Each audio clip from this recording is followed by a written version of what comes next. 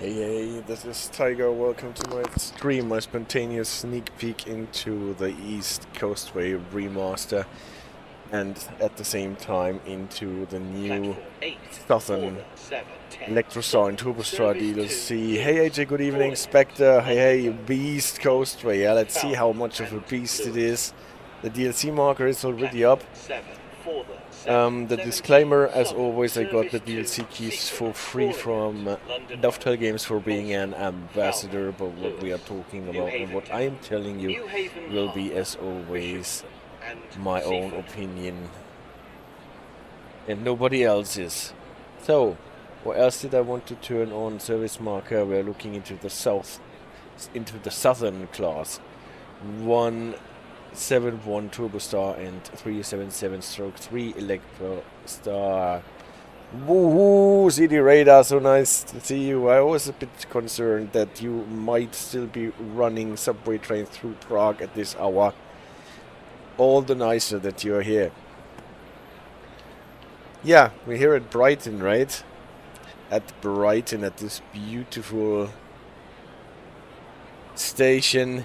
You can see a couple of trains, a 313 in the background, a Gatwick Express 387-2 Electrostar, a D0 train has found its way to us here, and obviously the ubiquitous Electrostar 377 that we know from this DLC originally, and then from the London commuter route. So I thought I'd just start a bit with the vibes at Brighton Station. 7 in the morning on a nice May day.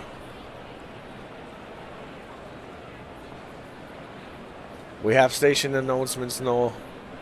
We have announcements on the new trains. We have a lot of scenery improvement, we have lighting improvement, we have new signal visuals even. So a lot of stuff that is coming to you for free if you own the East Coastway DLC from back in the past.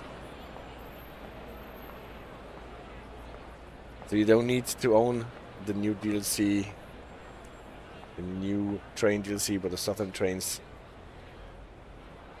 but only the East Coastway to get the remaster. But if you want the new timetables and the new platinum medals, for example, the scoring system, this only happens in the DLC, not in the remaster. The remaster is for the route, but all the timetable stuff, the services, the trains, as such as they are, they still remain the same.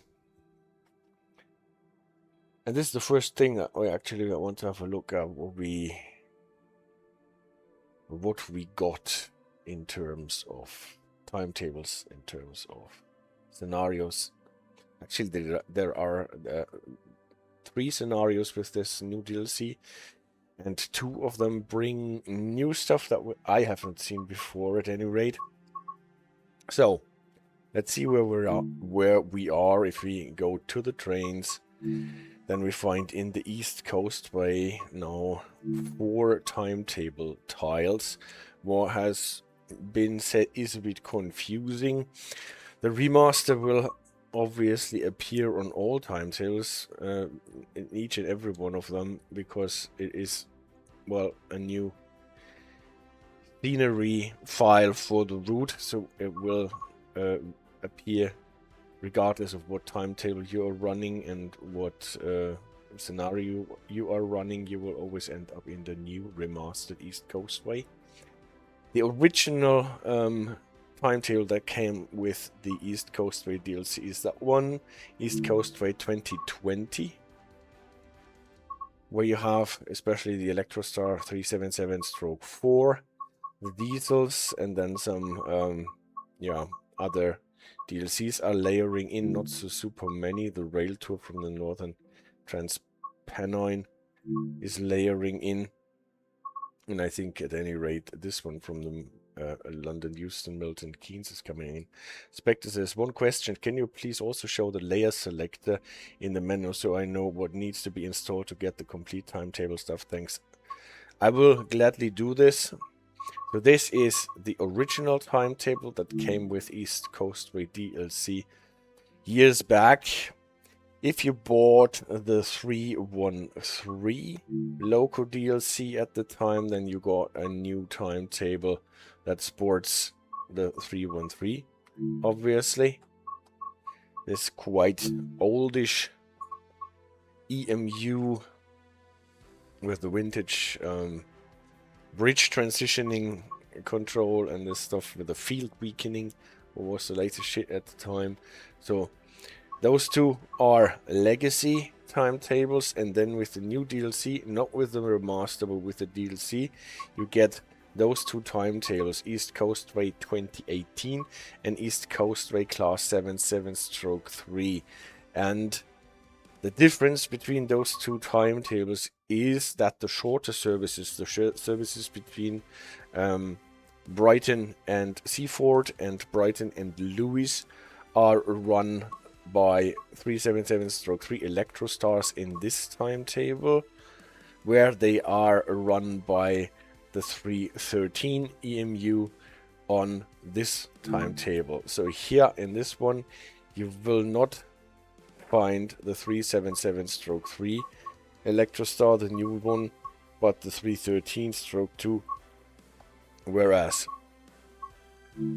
in this one you find those services done by the 377/4. That has been found a bit confusing. Nevertheless, this is how it is done. You have 3 different versions of 3 Electrostar. The stroke 4, what is the original version? I pointed to the wrong one, right?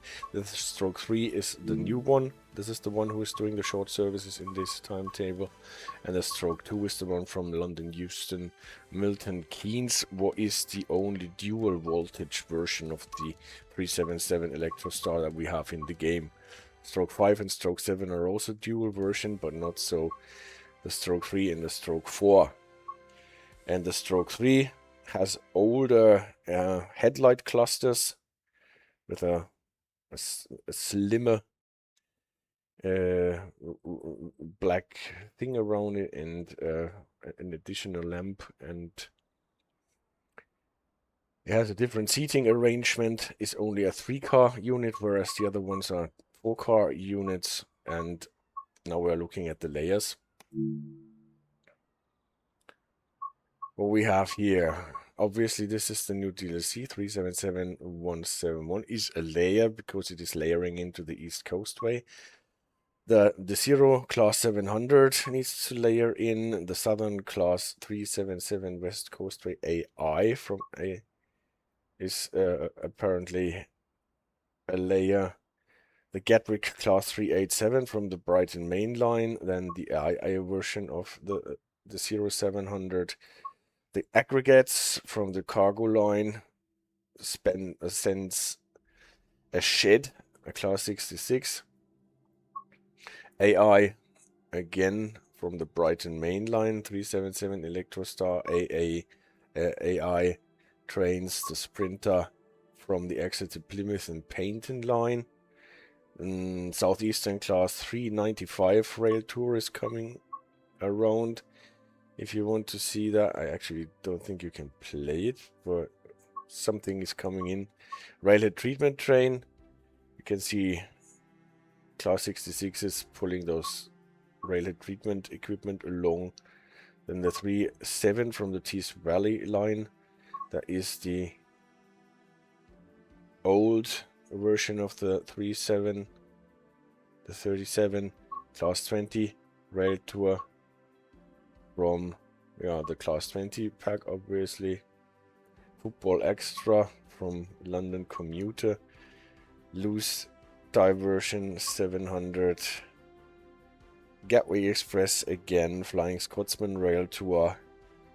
Rail Operation Group Class 37. That is the latest version of the 37 that we have in the game. That one from the 3 loco DLC at the time. And then the blue Electrostar, the 375 from Southeastern, is also layering in. So 18 layers. How this all translates into the DLCs that you have to buy sometimes. There are more or less more modules coming out of one DLC. Like AI modules, player modules, and so on. Yeah, actually you can play it. The Javelin, there is a Regency Javelin Rail Tour to play. So you can play this route on the Javelin, or is nice on the Flying Scotsman, on the Diesels. You can play the services on the Gatwick Express, but they are rather short. It's but you can actually see there is one where you go via Lewes, because it is said that the tunnel is blocked. Empty stock. So Newhaven Marine to the extra football service. That must be the extra football service that we just saw in the layers, right? So a handful of longer services on the Gatwick Express 387 Electro stuff, for example, are also in there. The Crompton has a rail tour part, because it's actually pulling the Scotsman backwards, so that you don't have to turn around the locomotive. From what I've seen, you can find a train with the Flying Scotsman pulling it, and the Crompton on the rear end, so that it can go home again afterwards. The diesel rail tour layering in. One service for the 20. Those services are also rather short, but there are also a handful of them. Eastbourne to Lewes, there is a section that you typically don't drive a lot, because usually go from Brighton to Lewes, from Brighton to Eastbourne, or from Brighton to Seaford and back again. Those you can drive with the D0 train now in those timetables. Timetables are era-wise set into the I think end of 17, beginning of 18, something like that was stated. So about the time that we also had in the remaster for the Great Western Express. And what is at the same time just the dawning of the 8 trains that we see a lot. What does the 375 do? 2 services. Diverting, yeah, again, the connection Lewes to Eastbourne with the 375 Electrostar. I should suggest, let's drive one service starting at Seaford. Why not? That is on a May day in the morning. May. Switch off the dynamic weather. Let's have some wind. Easy clouds. Blue wetness. Slight, but ever so slightly foggy. Fog is very sensitive.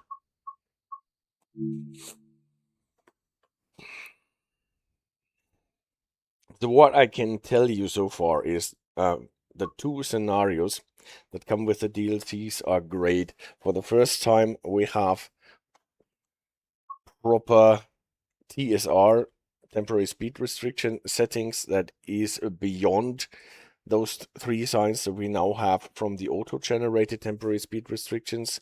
We have SPATE boards, we have a repeater sign behind the platform, and we even have a Dalek.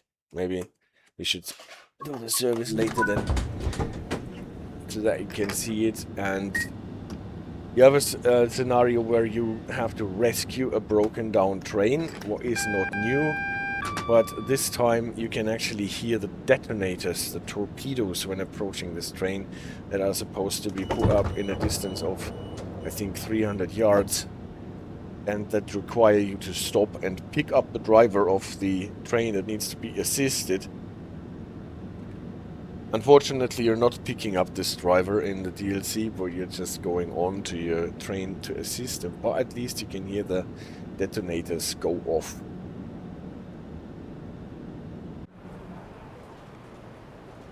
That is a nice addition.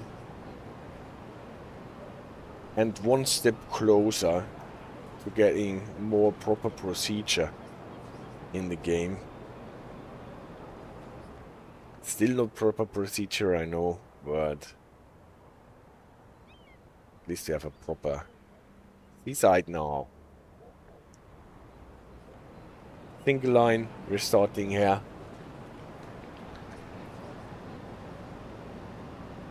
Going through the boat train station.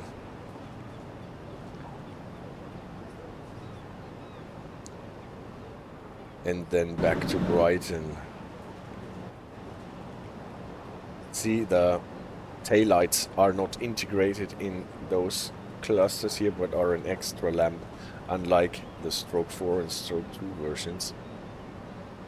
On the newer ones, you have those taillights as LEDs integrated in the marker lights, and here we don't have LEDs, I think.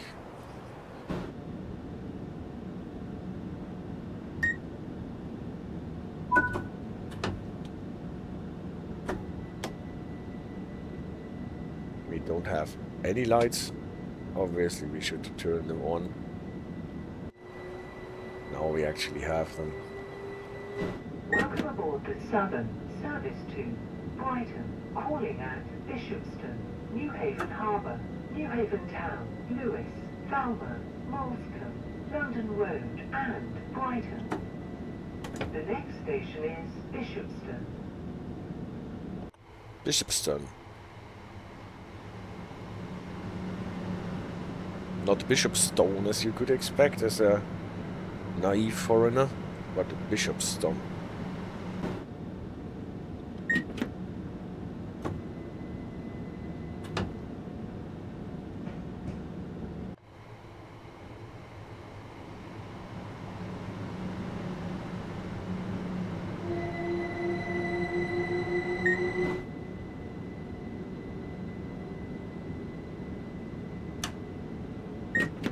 Yeah, what was I meaning to say? The sounds on the Turbo Star are very, very, very immersive in my opinion.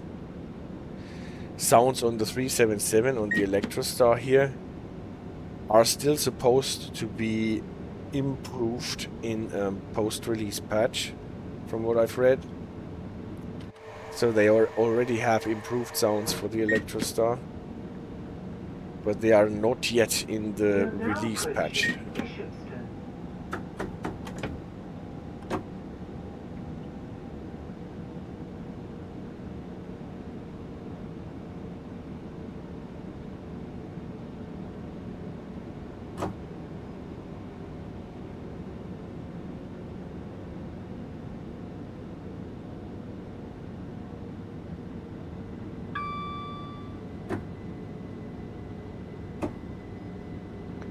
Bishopstone.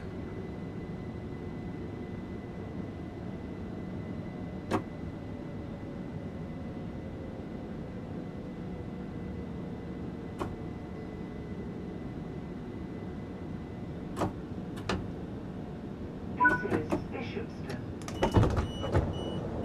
This train.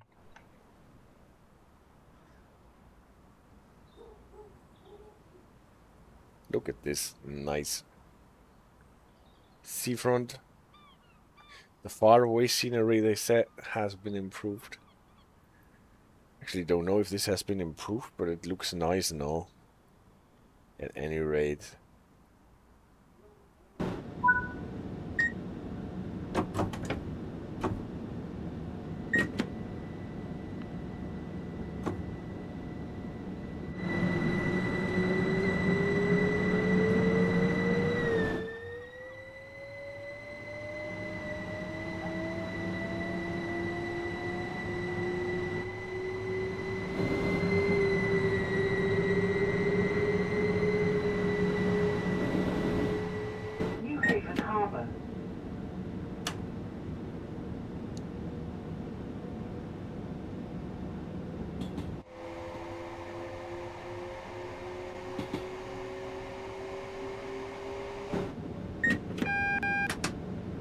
Morpeth with a slowdown to 20 for Newhaven Harbour.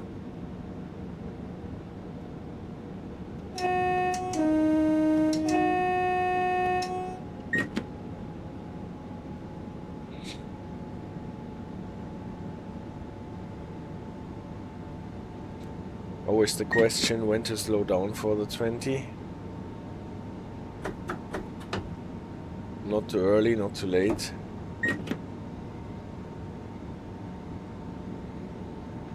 It is not before the next signal. But then it comes around the corner quite fast.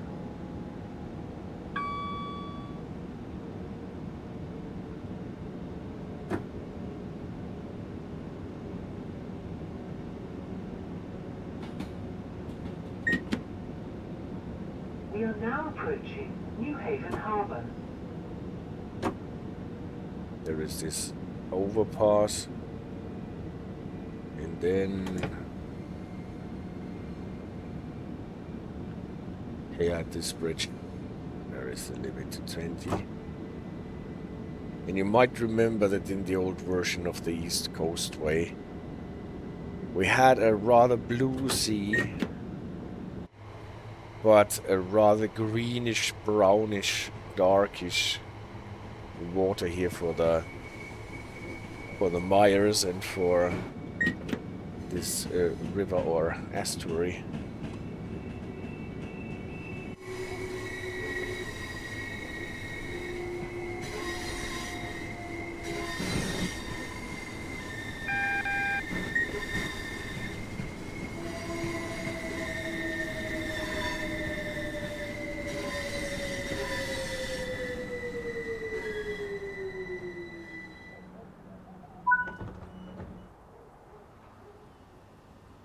So, people can challenge that it looks more realistic, but it definitely looks nicer now. This is where you can go to that channel ferry.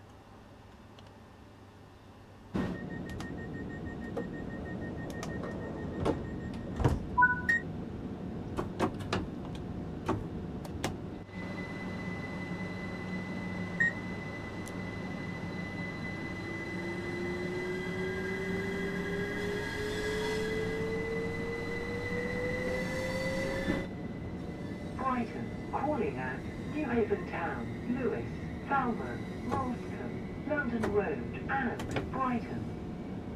The next station is Newhaven Town.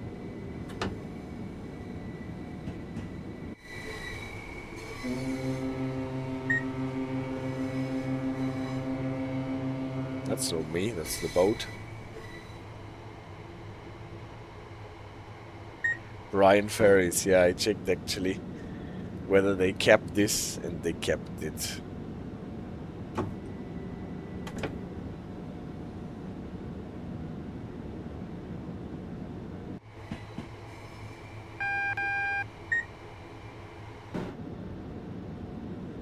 That's a tricky one here, so don't want to be too late on the brakes, because if you overshoot your stopping marker here, then you're already spatting almost. Signal is on this overpass and very, very, very close to stop marker.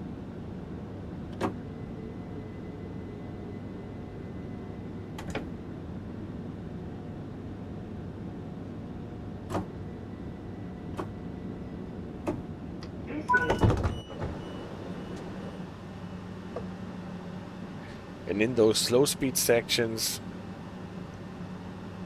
with... Oh, I sometimes get these artifacts here on the PIS boards. Don't know what makes those boards go full on.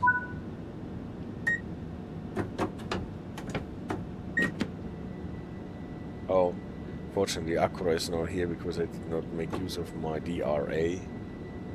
Even though I stopped at the red signal.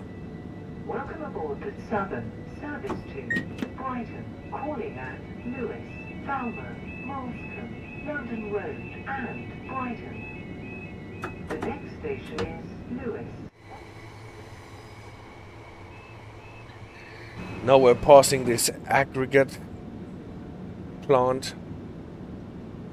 You might remember if you played the 66 services here on East Coastway, you're more or less going back and forth between this aggregates plant here, picking up aggregates and then going back to Lewes, pretending to go northwards.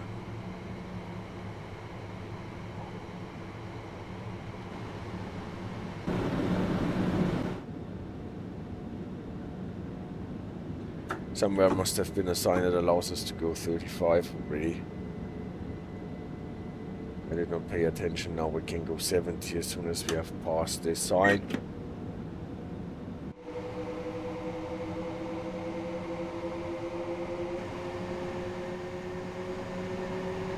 Here is the tipple.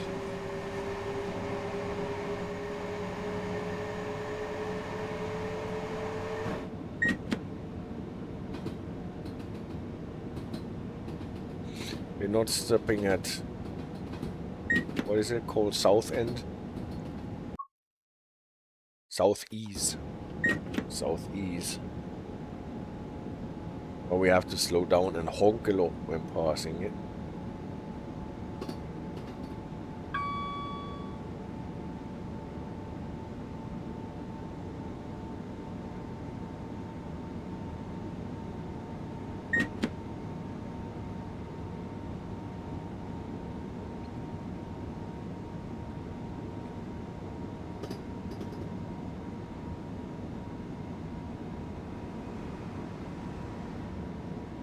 Sister train coming in.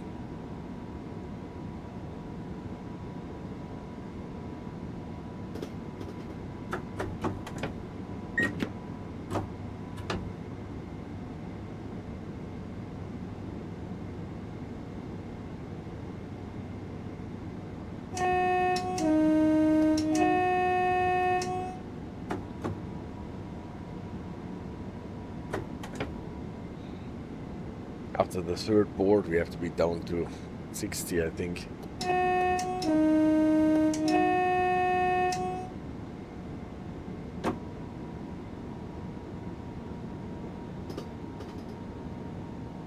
Third whistle board, I mean. Almost at the end of this long right, or this long bend to the right.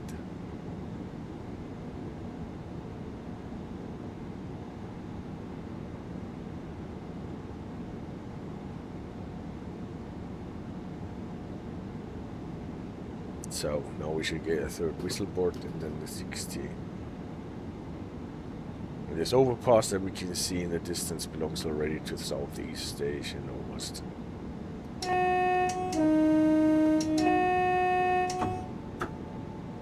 Not almost, but particularly.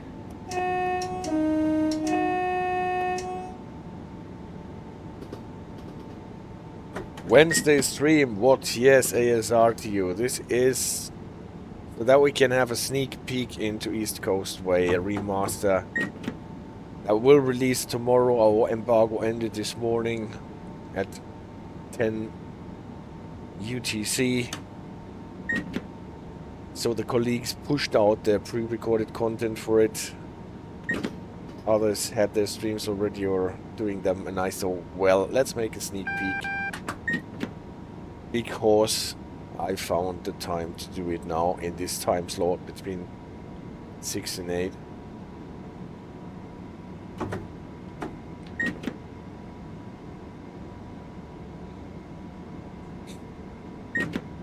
And I have to admit, I really enjoyed. British content is always cozy to drive, or at least most of the time it is cozy to drive. Especially with the Turbo Stars, Electro Stars. It's not super challenging driving those trains, but it is super nice. And, well, I like the remaster and I like the new DLC. first I thought, is that actually worth it? A DLC for trains that we already have in the game, at least with the super classes. Only a new subclass for the Electrostar, another subclass for the Turbo Stars. Because the 171 is actually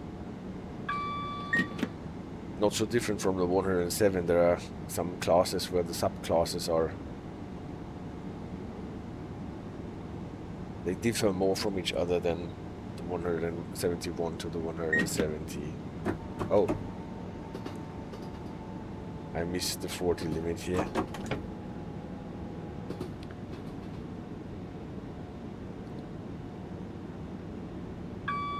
Well, the switches take it, luckily.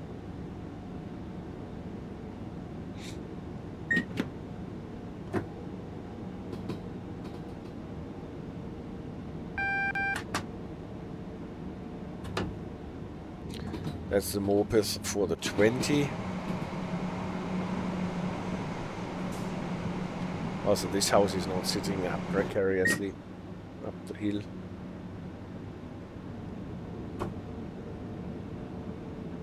This 40 I don't want to miss too. No, this I made. Now we're approaching a slow down to 20 and then almost immediately after, because we're probably going across the switch to the left. Yeah, no, to the half left.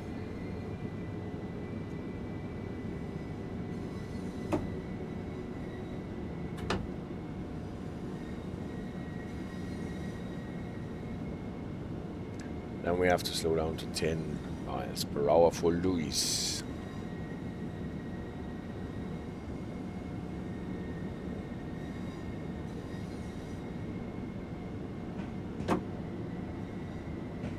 Another Electrostar coming out with 10 miles per hour.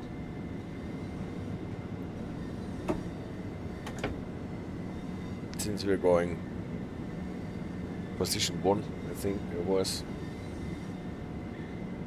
We can actually go 20 a little longer until we get this point. Signing wise, should actually be okay to stay at 20, because there was actually not a sign. Then we are down to 10 here, but nevertheless, starting with this switch, we are at 10.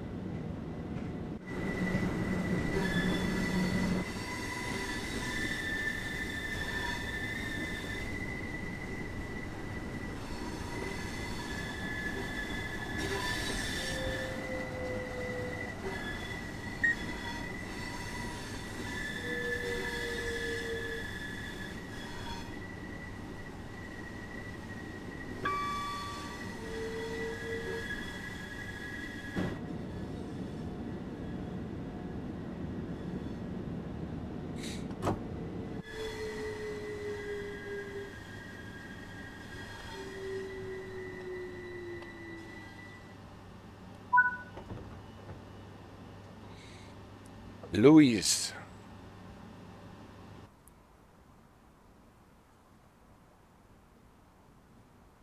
Gives us the opportunity to fly around a bit, since we have to wait until 47.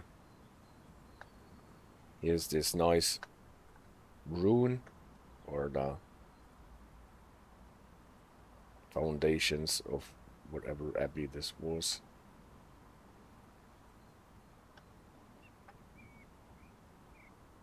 Caution, at any rate.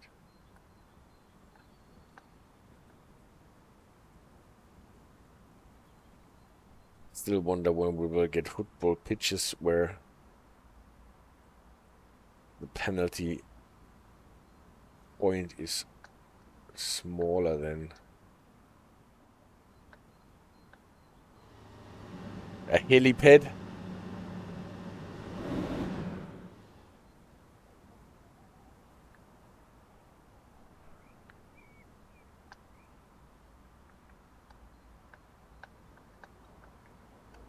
Station at Lewes has more or less this thing that looks almost like those stairs at the theater.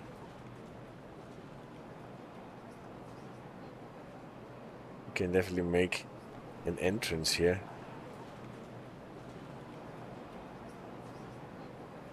Problem is if you walk around and try to get out of the hall, they forgot the textures here on the inside of this hall.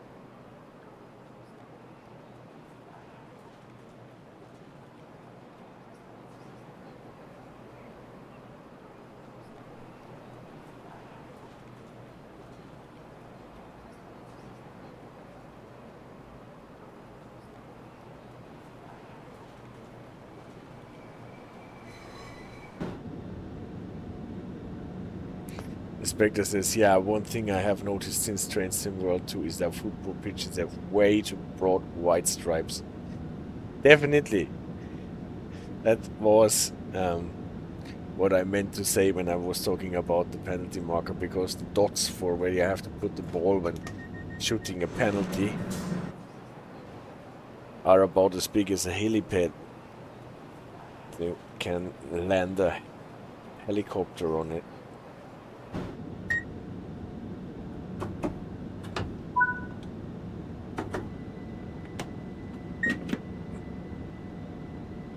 And those football pitches are probably belong to the oldest assets that there are in the game, Welcome right? aboard the Southern Service to Brighton, calling at Falmer, Moulsecoombe, London Road and Brighton. The next station is Falmer. Falmer is the next station.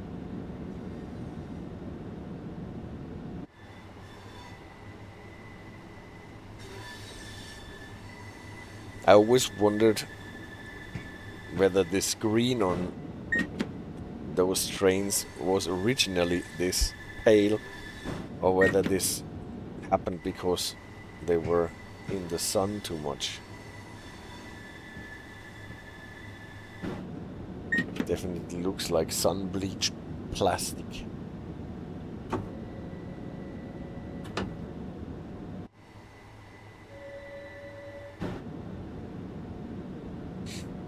Getting to the ruins.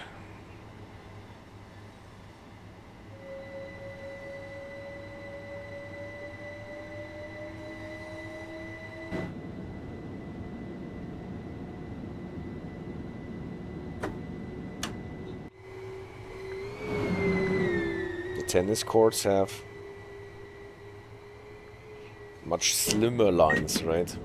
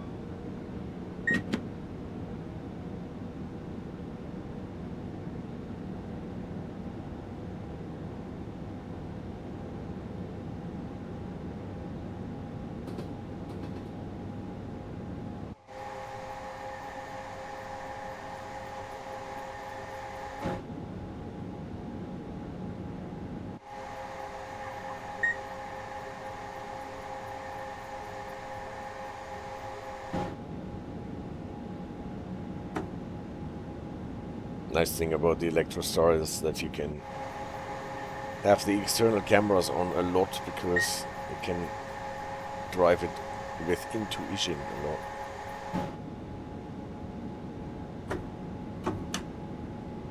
Talking about intuition, my intuition tells me that we already passed the 70s sign. It should have been before this bridge that we just passed. If not, we will be docked.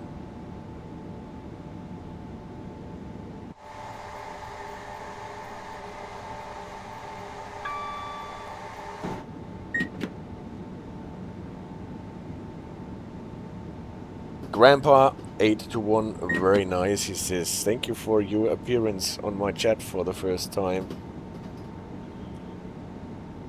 And I share your opinion. Remaster is really very nice.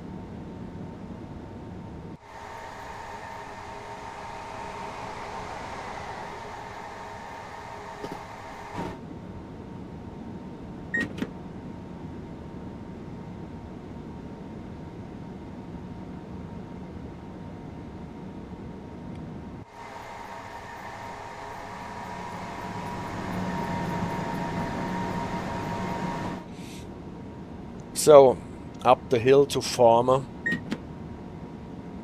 Professional, he says.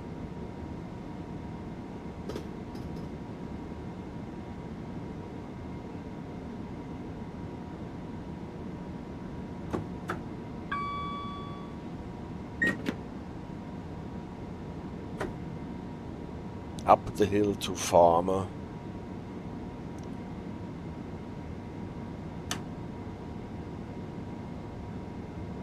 Can go with 70 until the end of the tunnel.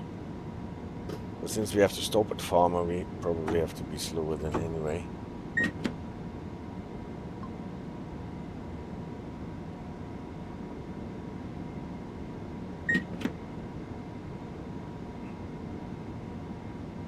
Here, this building always tells us that the tunnel is up ahead. We're getting one more sign allowing us to go 70 with a reduced limit for the freight trains. And at the end of the tunnel we need to be down to 60. And then we have to stop at Falmer soonish anyway.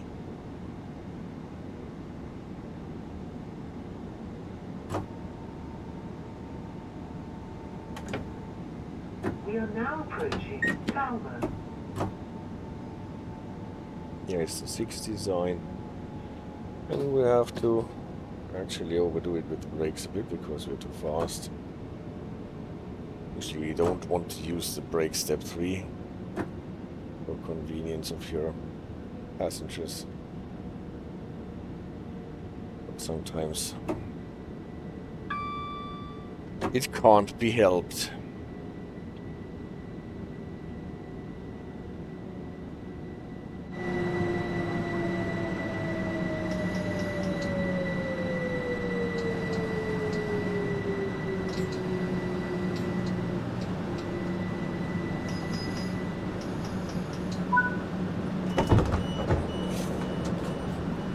This is Falmer.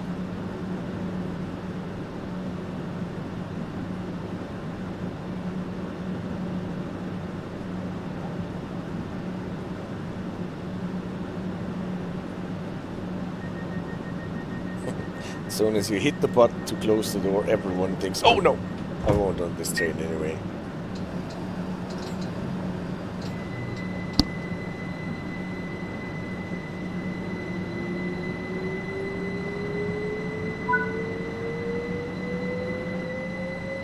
Oh. He got kicked beneath the platform.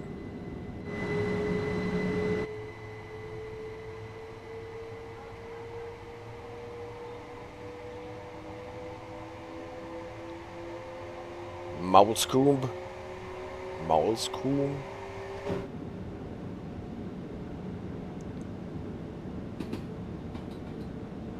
Moulsecoombe. I don't know. I did not look it up how to pronounce this.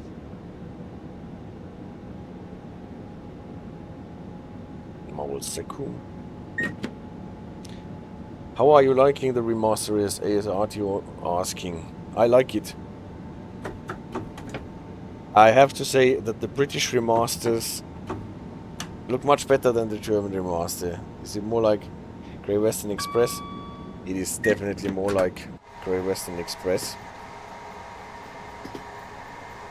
I'm not exactly sure what they did with the SKR, with the Köln-Aachen remaster.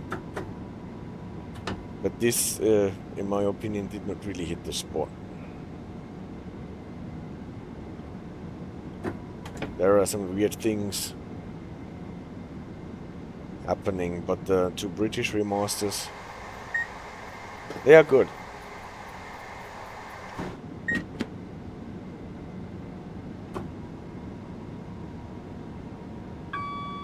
are now approaching Moulsecoombe. Moulsecoombe. Now we know it.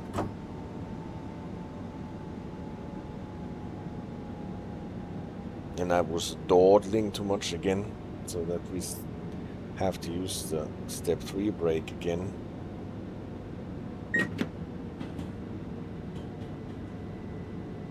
Even so, I'm overshooting. Come on, stop, so that at least one car stays here. Oh my god, look at that. Anyways, yesterday there was a similar DLC preview on German and English, you say.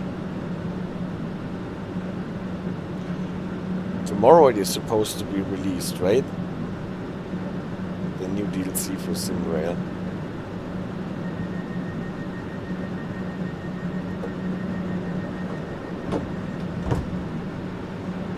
Tomorrow, 1500 Central European time.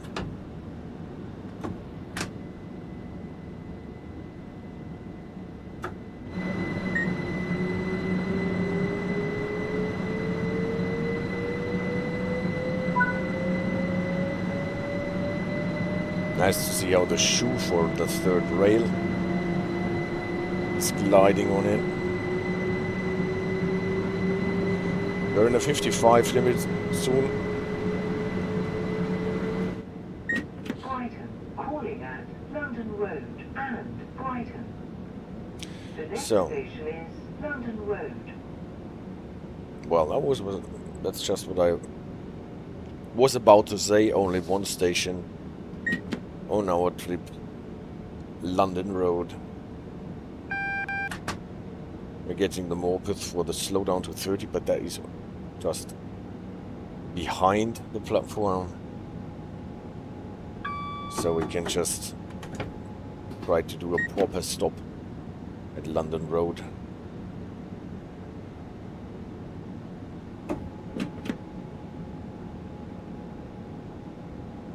Thank you very much. I don't want to buy viewers. London Road.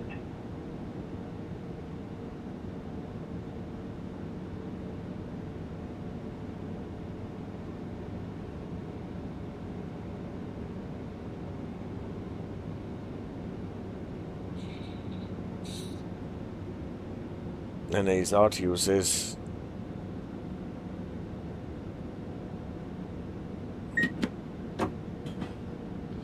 that he was surprised by some attention to detail on Rocchicini's signal box. They had on the domino panel the diagram for platform 2 all messed up because... Oh, I have to stop my train before I can read this.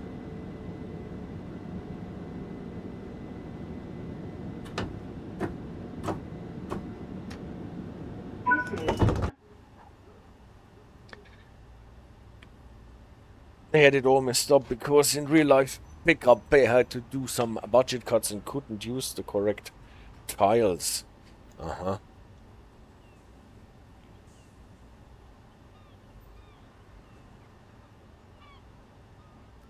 We will see.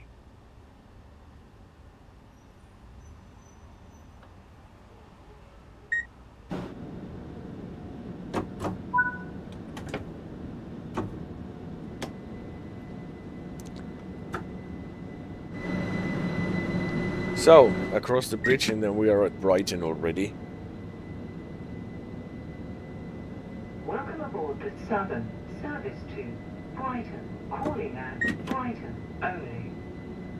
The next station is Brighton.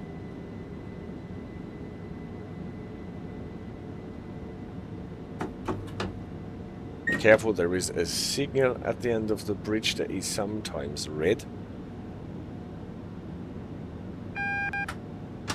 Now it is not. And for whatever reason, it is easily overlooked.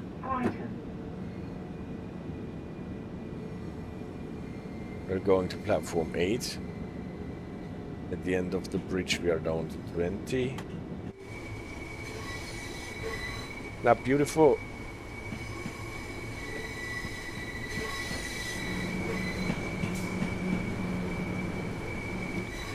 Lovers Walk depot. Gatwick Express 387. And the Impulse 2 also looked fun. We will get to this with official LKA branding and licensing.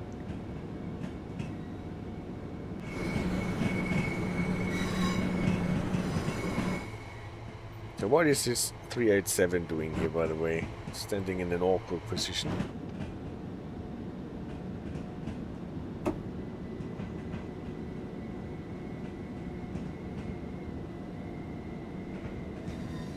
But this is not our problem at the moment. We made it even a bit early.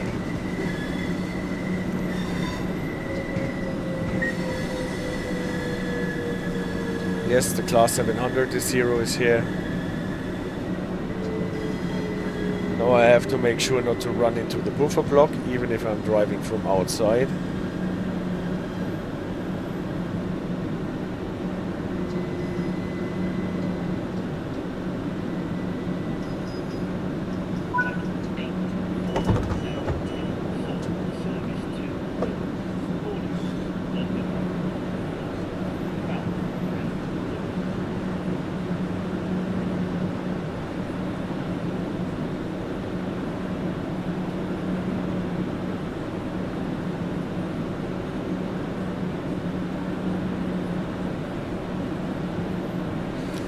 So, when will this service end?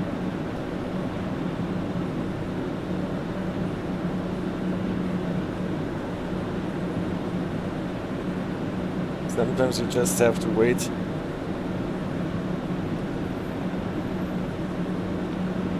Until the time has passed before the service ends on its own. Like now. Ha, I missed the 40 here. Okay.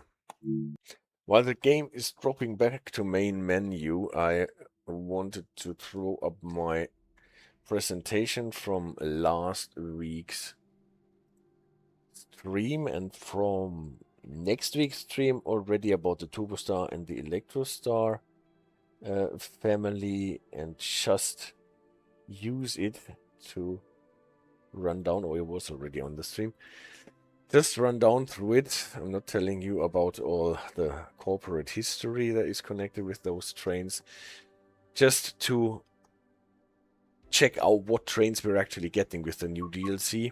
We know the Network Turbo trains, and those are the ancestors, more or less. And the Clubman was the connecting train before we got to the Turbostars as diesel multiple units. And from the Turbostar family, we already have the 107/4 train from the 5 Circle Line DLC by Rivet. Then we have the 107/5 and 6 in West Midlands livery and cross-country livery, running especially on Birmingham Crew and also on Birmingham Cross City. This is where they live DLC wise. Those we had in the game, and now what we have new are the 171/7 and /8. Those are 2 and 3 car trains. It's actually not much of a different train, the 171. The big difference is that they have different couplers.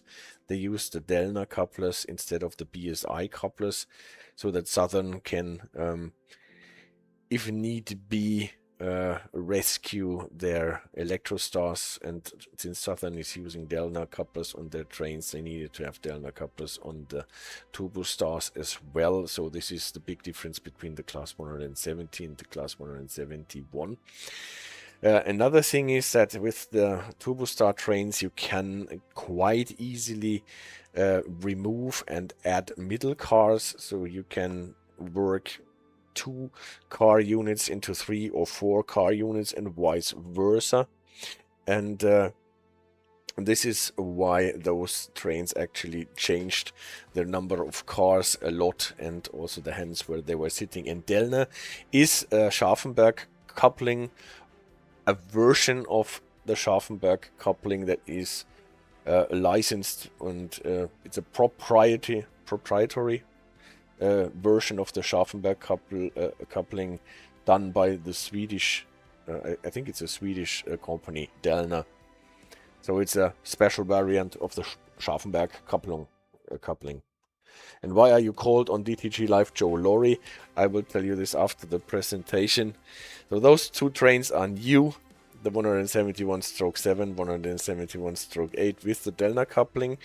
And they have, for the game purposes, new audio. And I think this new audio actually makes those trains a much more immersive experience. So from what I've experienced so far, it is nice driving those trains with the audio. It feels great. It really feels great. Can tell me about your experiences with that, but I think those trains give you a really immersive look and feel. Those 172 trains we have not in the game, and then to the Electro Stars. In the game we have the 375, the blue Electro Stars from Southeastern that got Delna couplers after a while in existence.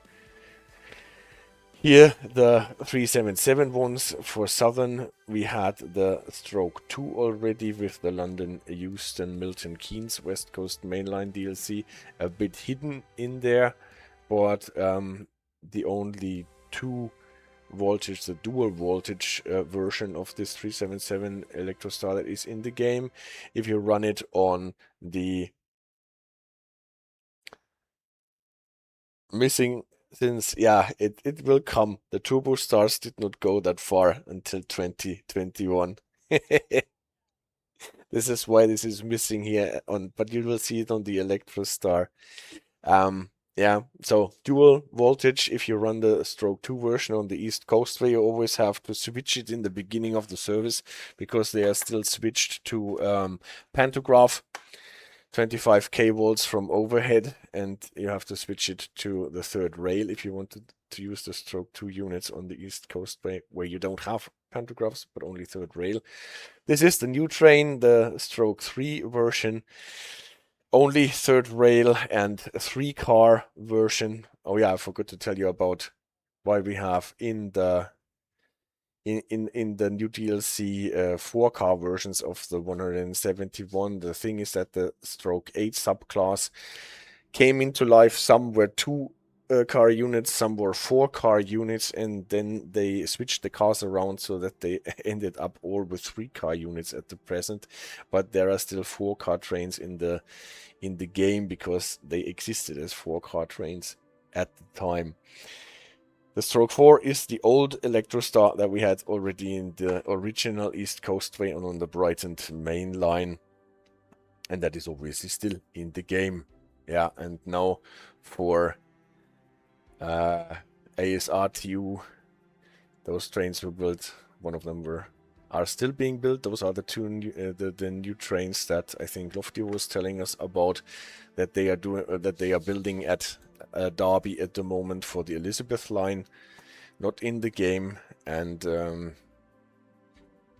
here we actually are since 2021 Alstom. Here it is, because the Aventor trains actually go so far, not so the Turbo Stars. Well, but we'll get back to this next Sunday when we have a stream about the history of the Electrostar train family.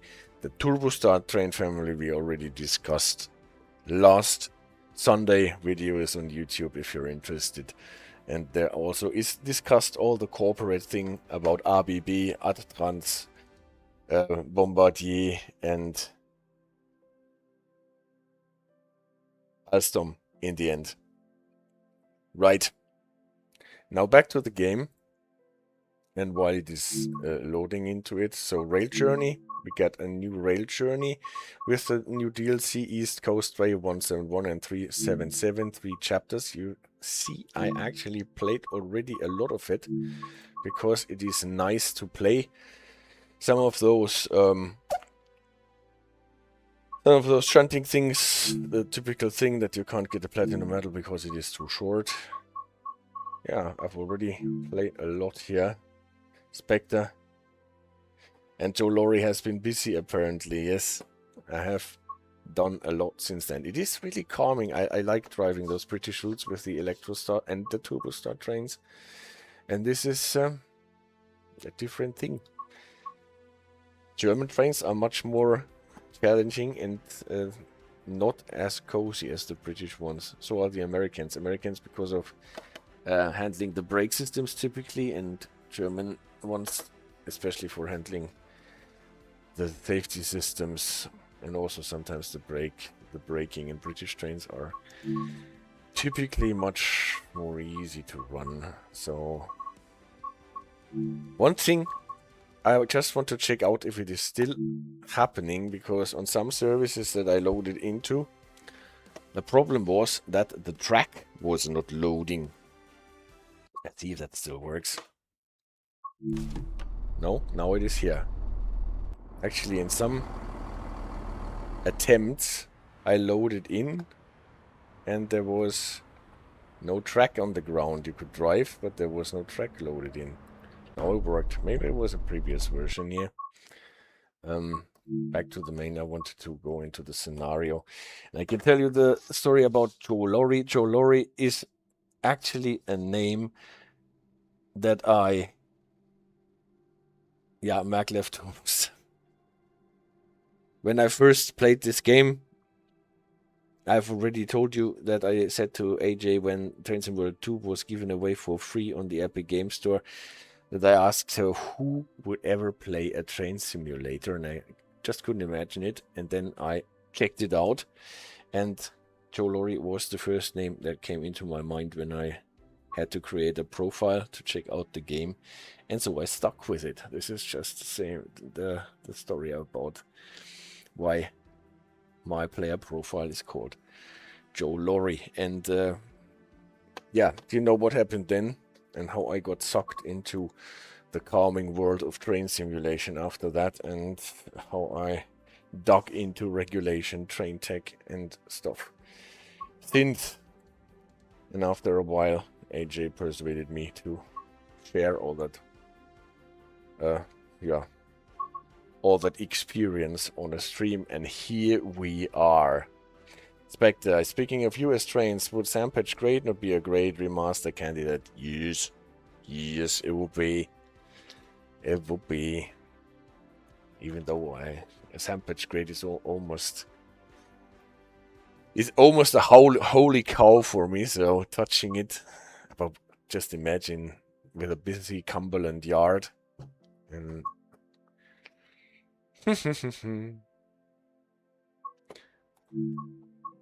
but we are digressing.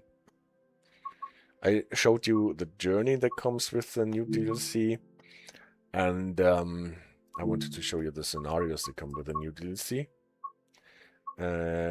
Those three, where you have platinum medals, obviously. See, there are some from the original East Coastway that I did not play yet. Bridge Strike, here you get the Dalek and you get the SPATE boards. This is what we are going to look into now.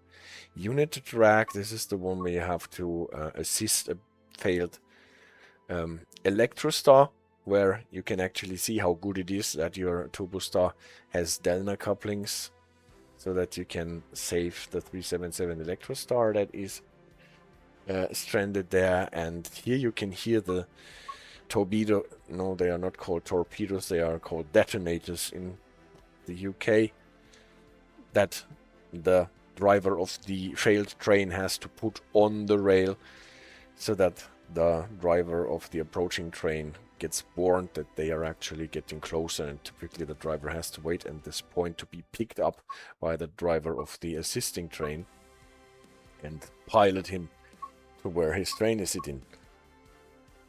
Iced Over is also a nice is a nice scenario with Lewes to Seaford and Seaford to Lewes back on the Turbo Star. Typically they don't go this line in the timetable, but here you do that.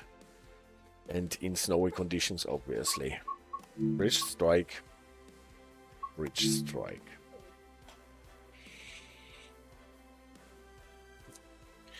So for a smallish DLC like this, actually quite ingenious and innovative scenarios, I have to admit.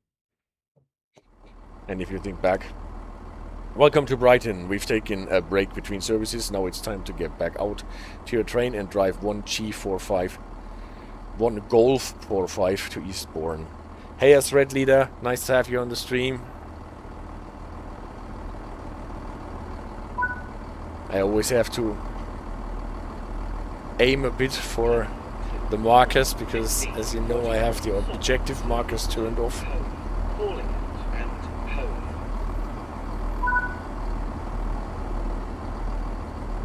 You are the driver manager. I've just heard that a lorry is stuck under a bridge just before Lewes. So we are the right man for it, Joe. Joe Lorry, just because we talked about it, right? They've put up signs for an emergency speed restrictions.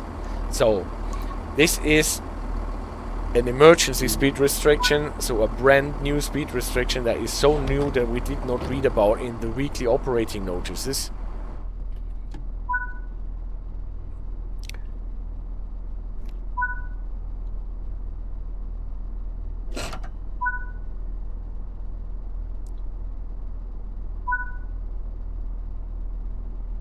Taillights to off. And now unlock the doors.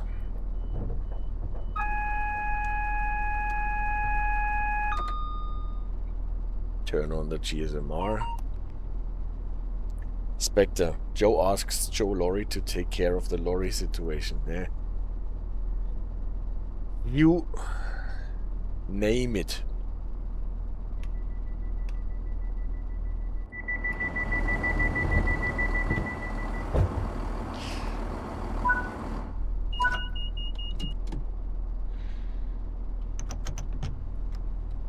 The hill start brake is quite important because it always takes a bit until the diesels are providing some power, so putting the handle to notch 3 and then wait until you can hear them coming.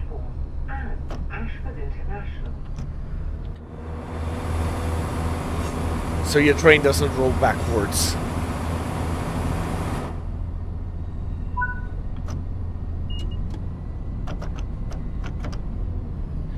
Now they want us to perform a running brake test. We can do that easily.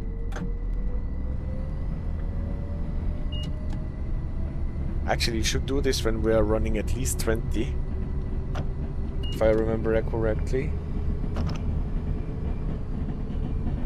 And Red Leader, yes, in the Turbo Stars here, you sometimes spawn with the tail lights set to on and the headlights set to off. And unlike on other trains where the tail lights are switched off automatically when you turn on the headlights, you have to turn off the tail lights manually here.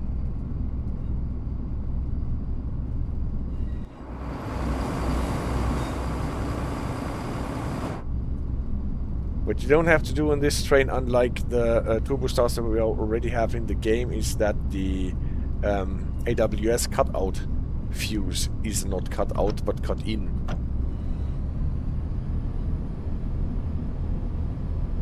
So that is one step in the setup process that you don't need to do on this train.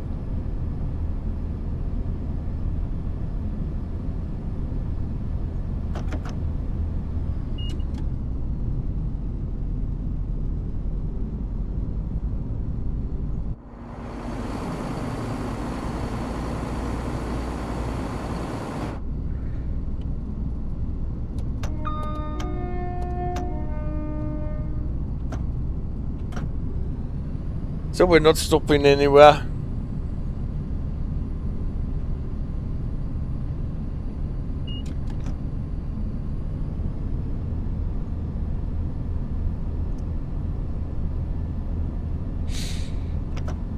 That means we can accelerate to 55 and later then to 70.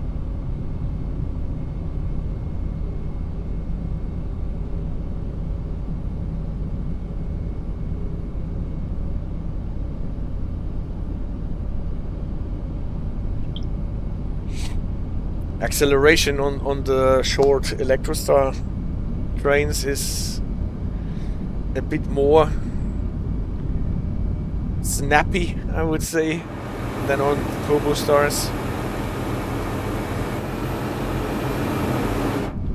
Even on the 2-car Turbo Stars.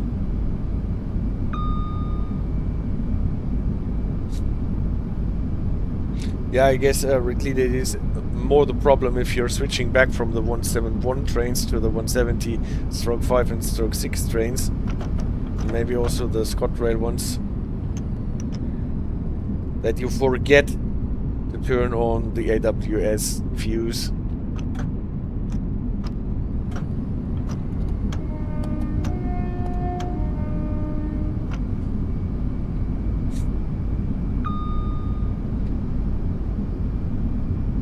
By the way, I found out that the two-tone horn, if you want to do it with keyboard shortcuts, is hampered because Shift space is now a command for photo mode,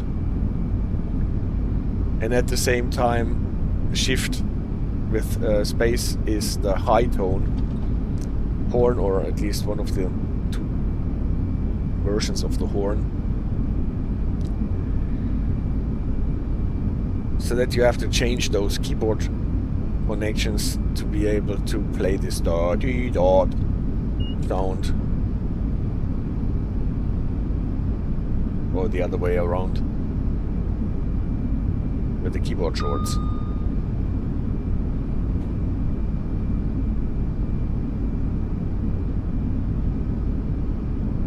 So we've been warned about the situation.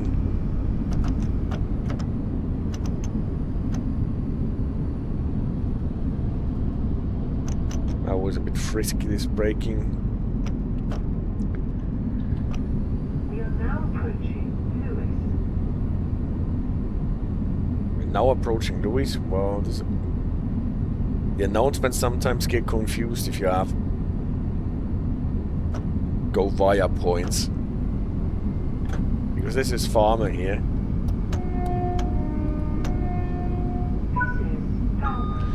You're approaching Falmer Bank, a steep downhill gradient. All trains are required to make a running brake test before descending. Calling at Lewes, Polegate, Eastbourne, and Ashford International. So also a nice thing about operating procedures, that they made the running brake test a thing in this scenario. I appreciate that.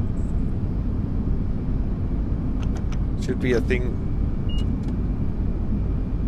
every time you start a train from scratch that has not run before this day. Then you should brake step 2, see if the speed actually decreases, and then we can go on. And Joe warned us about the emergency speed restriction around Lewes.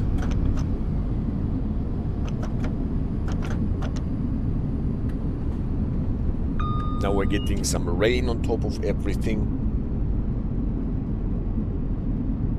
And that means we're actually passing an emergency indicator. Those emergency indicators are only put up if the temporary speed restriction is so recent that there was no chance to put it into the weekly operating notices.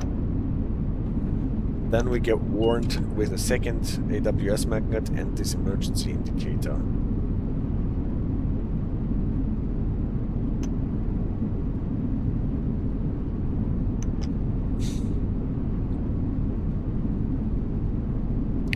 Until then, we can proceed properly.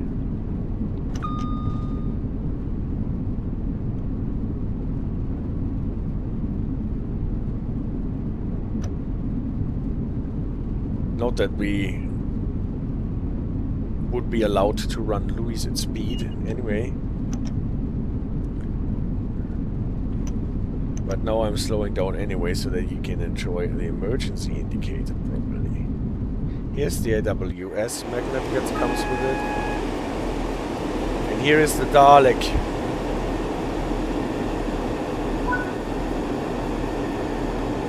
The emergency indicator, nicknamed the Dalek, warns of an emergency speed restrictions ahead.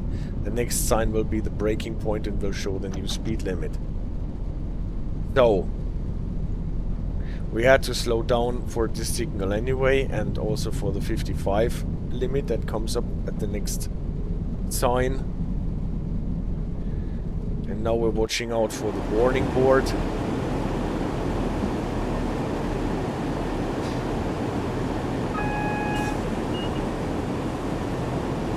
That was the AWS for the limit to 10. And here is the temporary AWS magnet for the warning board.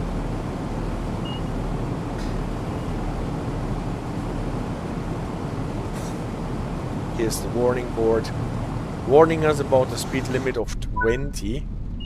The sign indicates that the emergency speed limit ahead is 20 miles per hour. Begin braking now and keep an eye out for workers near the track. If you see any, sound the horn. Alright. The thing is, we're approaching the 10 miles per hour limit of Lewes, so approaching the 20 miles per hour limit shortly before that is not so difficult to do, and Red Leader says no wonder why it is called the Dalek. Yeah, we have a video about temporary speed restrictions, emergency speed restrictions, and blanket speed restrictions. When those signs came up first in the East Coast main line core route.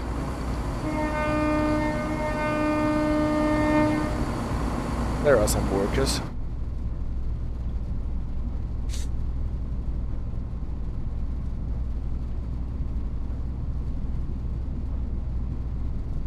There you can see how those signs are used. At the time they were used quite wildly in this one scenario on the East Coast main line. There was another scenario, I think the Glossop line, where they were used in a weird way. And that was for the signal. Typically we would slow down now for the 10 limit. And here is our 20 limit. And I should jump into photo mode because they actually did this very nicely. Here is the lorry that got stuck under the bridge.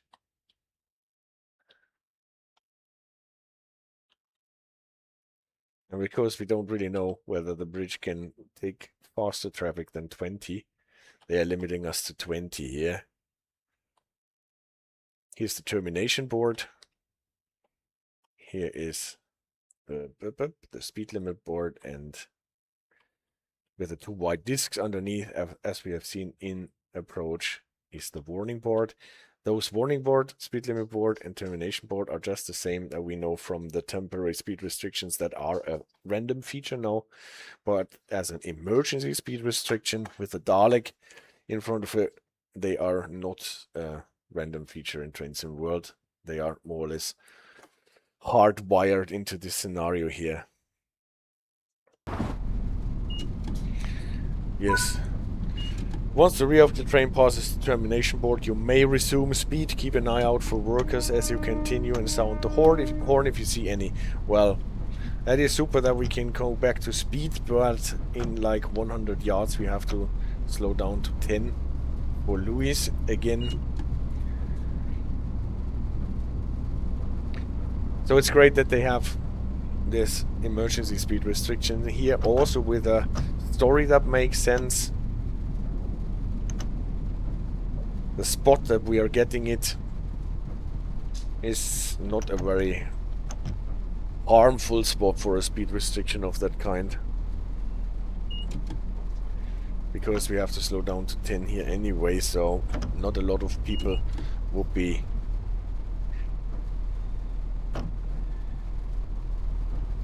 faster than 20 at this spot. Very nice, this Grandpa 821. Thank you for the feedback. This is what I thought when I played this scenario.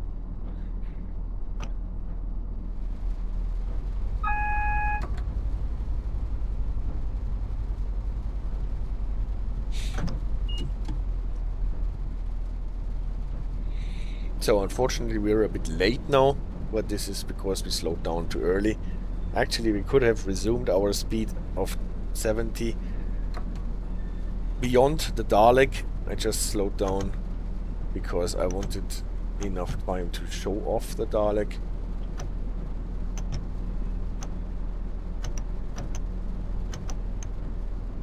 This is Lewes. This train is the Southern.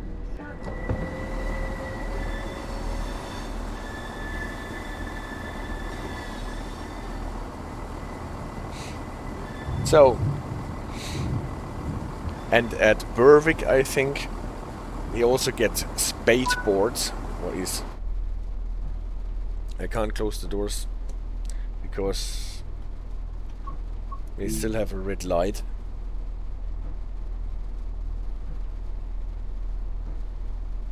Welcome aboard the Southern Service to Ashford International, calling at Polegate, Eastbourne and Ashford International. The next station is... We have to wait for this train to pass.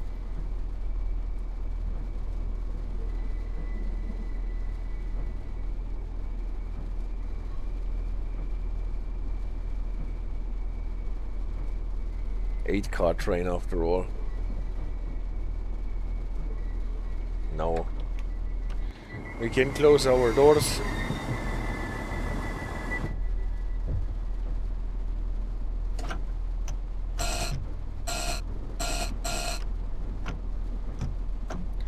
The buzzer from the guard that needs to be answered. And don't forget your hill start brake, otherwise your train might roll backwards until you can hear the engines.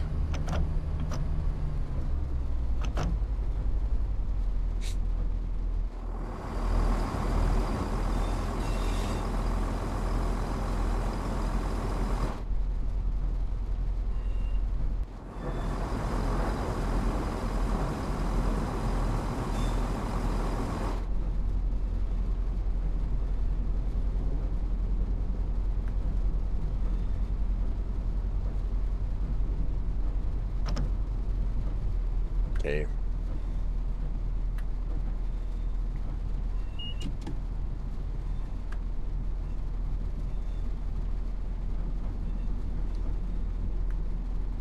I want the wipers to wipe properly. Now we should be out of the 10 limit now. And we're going on and on. We're not stopping before we get to Eastbourne, I think.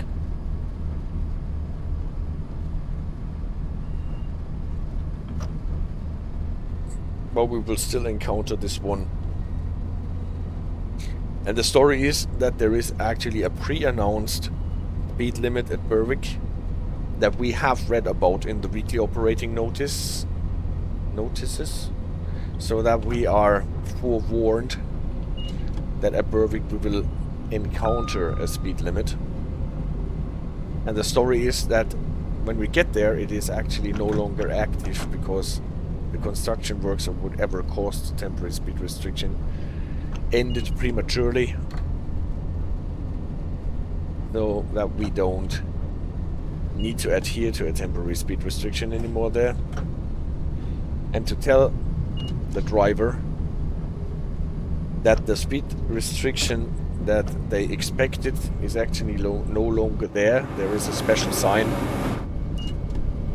a yellow sign with black strike from, I think, bottom left to top right, or the other way around, we will see, telling you that the speed restriction that you were expecting is actually no longer there. And this is called a SPATE board, S-P-A-T-E, or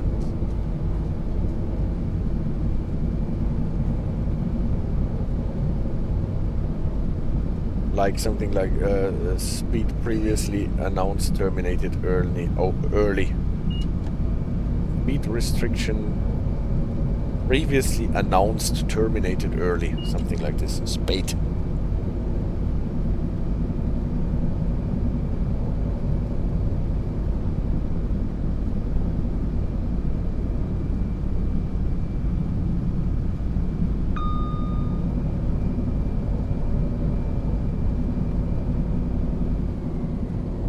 I don't know if you can hear this on the stream, but on my headphones at any rate, it's low grumbling of the diesels. It's really nice. Also the rail sound is Can accelerate to 80 now.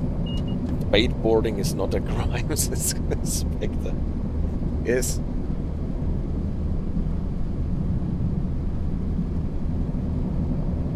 We'll see at what time it's gonna be an Olympic competition in skateboarding.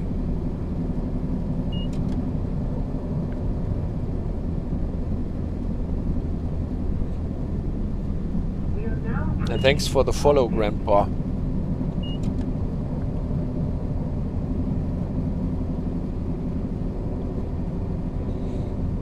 Passing Glynde.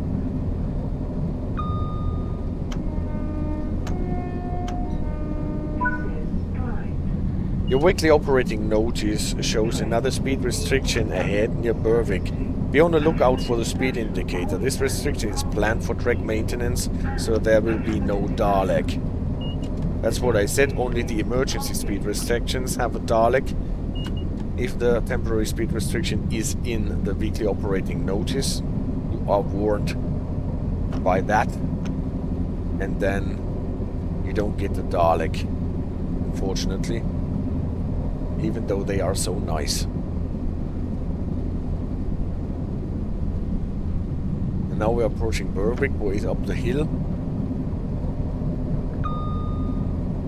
And we know at what point where to expect the warning board, and this is the point where we will have to start braking.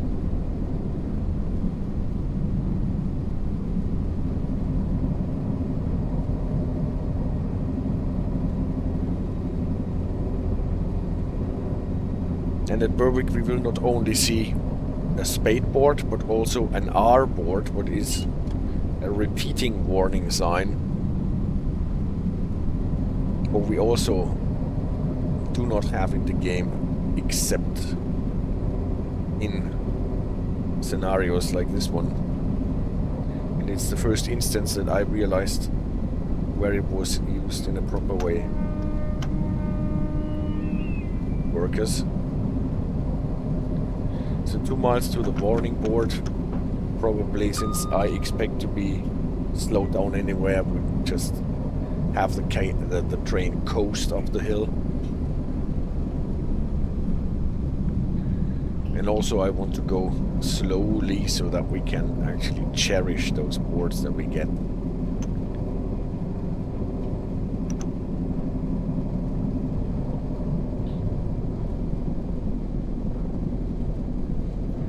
Just rush past. We'll have probably to go into photo mode anyway.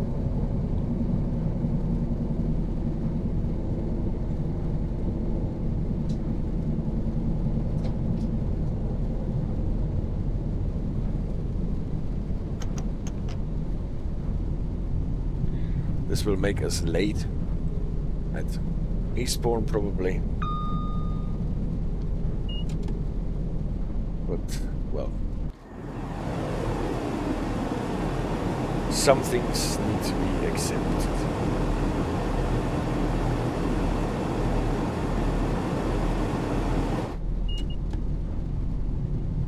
Here's again the guy who built his house next to the whistleboard.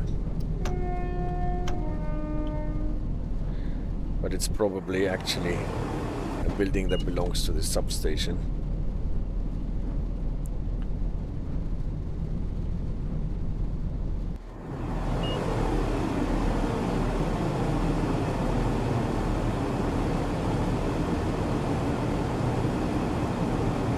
$700 yards until we get to the warning board.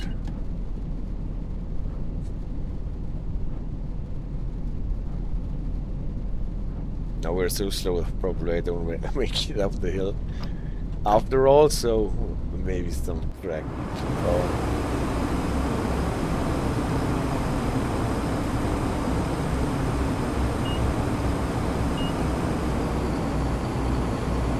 Portable AWS.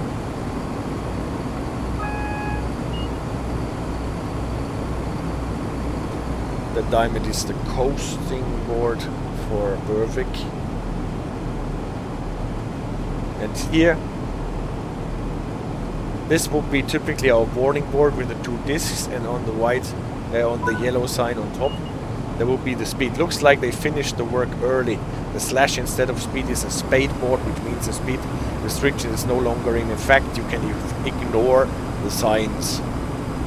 So instead of the number, we get this strike, and that tells us, yes, you were right, you had to expect a speed restriction here, but it is no longer there. You can just ignore it.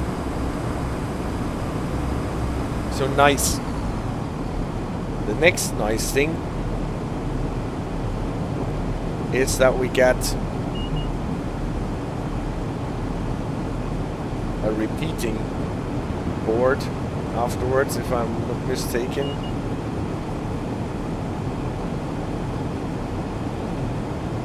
At any rate, I thought there was one.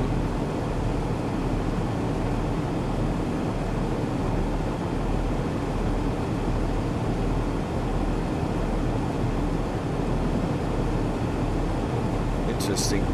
Ah, there it is coming now. No. That is already... That is already the SPATE board for the termination board.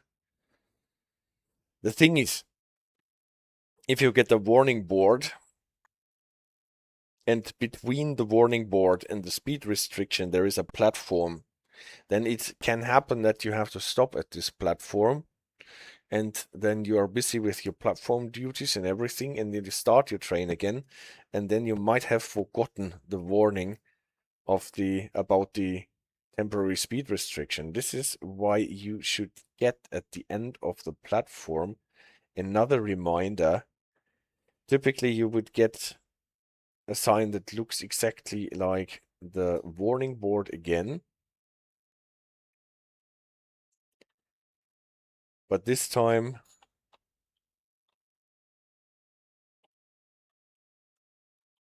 together with an additional R sign. And this is no longer here at the end of the platform. Interesting. They might have deleted this in the latest patch. Or did I just dream it? Well, the idea is you get the warning, you stop your train, you might have some trouble with the passenger, and then you have to wait at the red light, and then you start your train again, and then you all forgot. And for that is this sign with the R sign. And this is called a repeating warning sign. And this means prepare again. You're already past the breaking point, But don't forget that you're approaching a temporary speed restriction.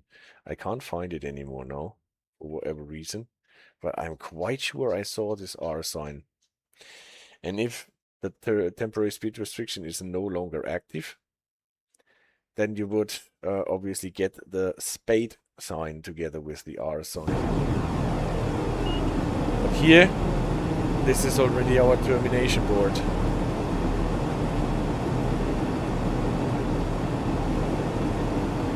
No, that's the beginning sign. That was originally the start for the temporary speed restriction. Now we should get the termination board so that we know we're out of it. And here's the termination board. But the sign with the R vanished. Interesting.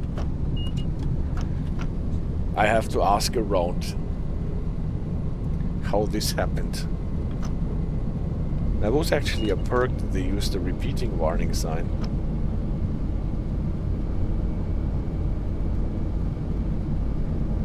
But now I can't see it anymore. Anyway, the SPATE sign is already quite nice. The repeating warning sign is now somehow missing.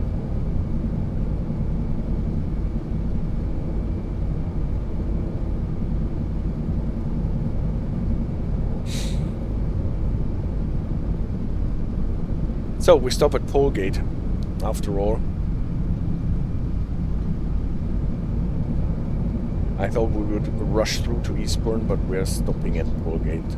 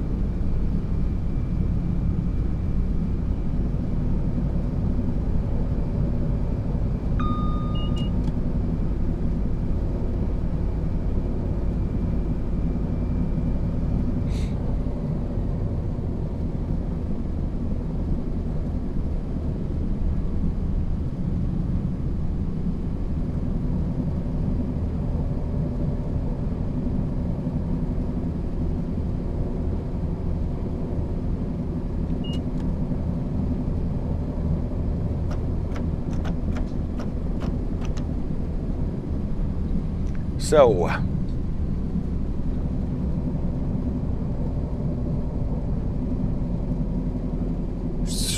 shortly we should get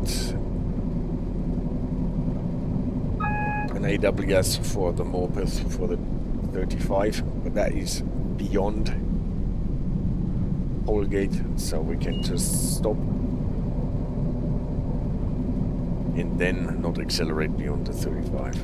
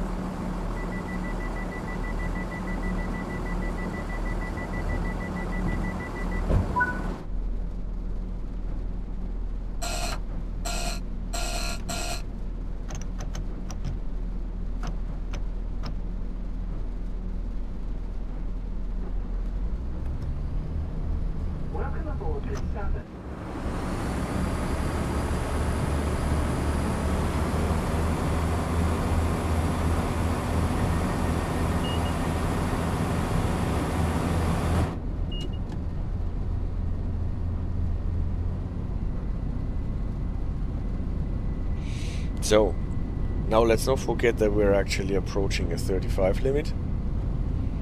Same effect here actually, right? You get warned about the speed limit by the moped board, then you stop. And then it is actually totally possible that you forgot about the speed restriction.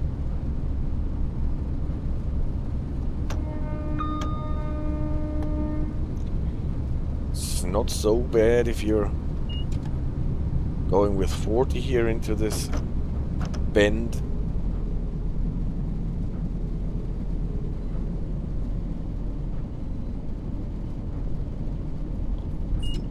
After you stopped.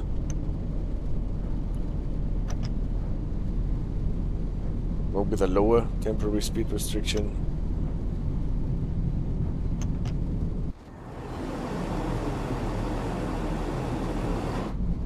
This thing can be crucial. This is why you typically have the repeating warning board.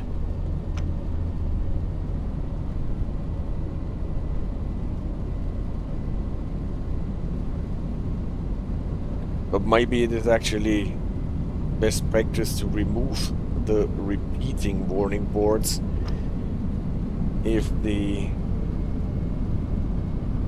temporary speed restriction has been removed,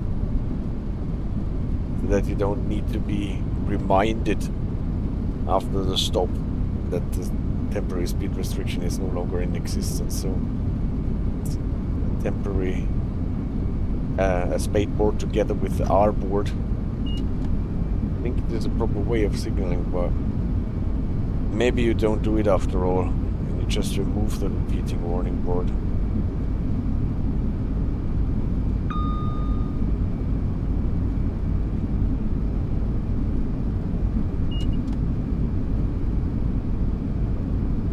So,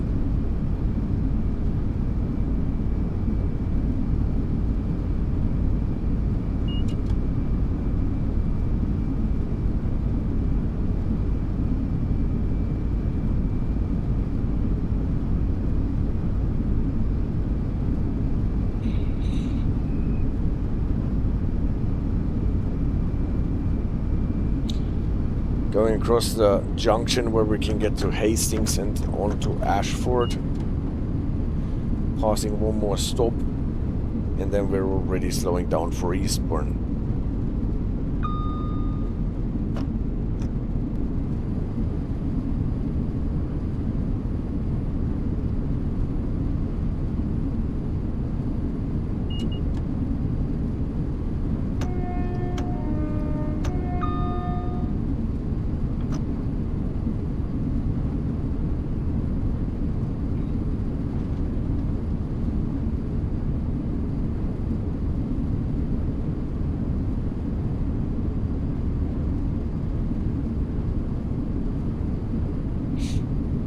So one more signal, then we have to slow down to 55.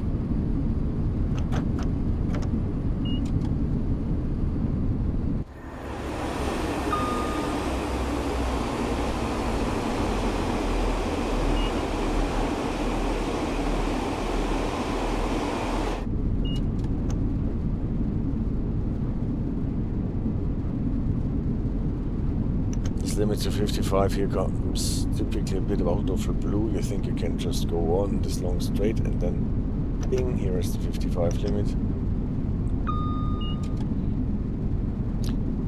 And we're approaching a bend to the right. Here's already the coasting diamond for Eastbourne.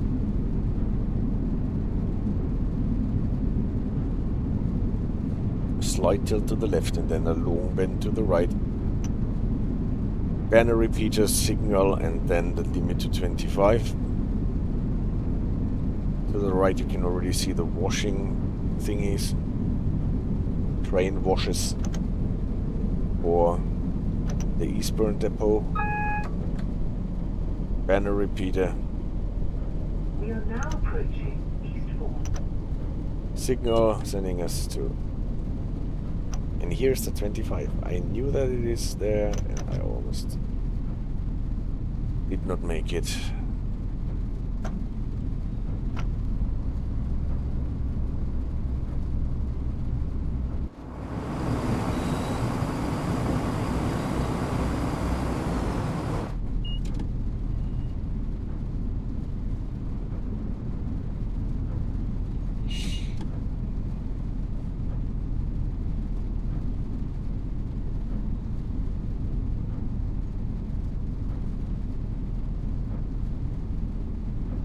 Here we are. Let's slow down again a bit more because we're approaching a buffer block.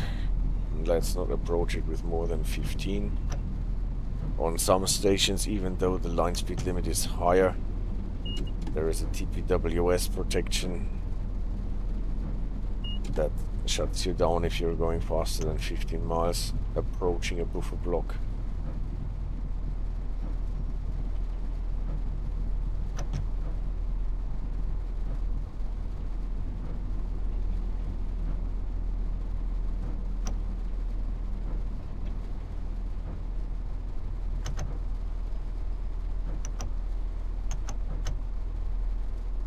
Here we are. Ladies and gentlemen, we made it to Eastbourne. All emergency speed restrictions, temporary speed restrictions. What are the chances, CD Radar, that we made it to Eastbourne?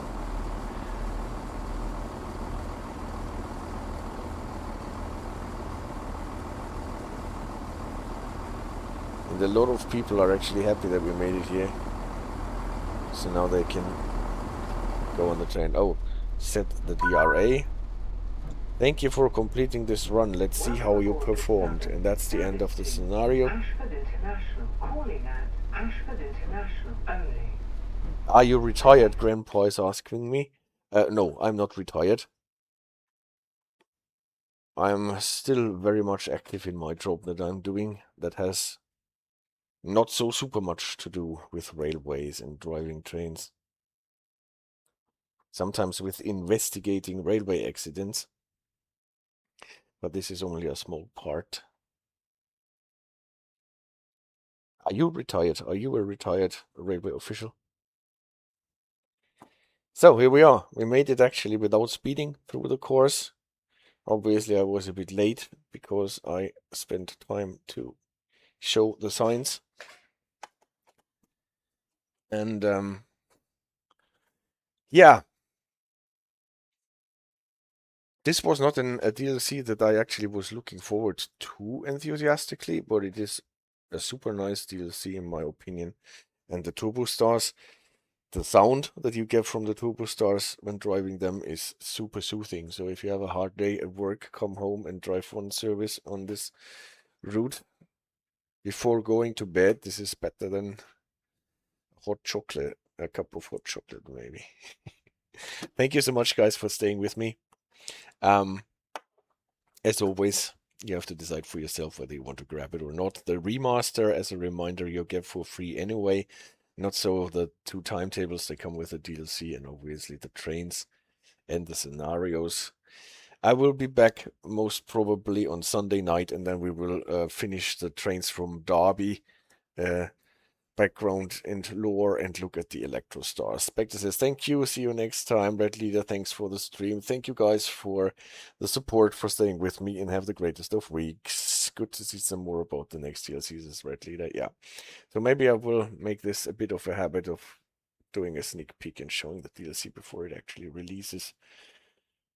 Has its perks, I have to admit. Bye-bye.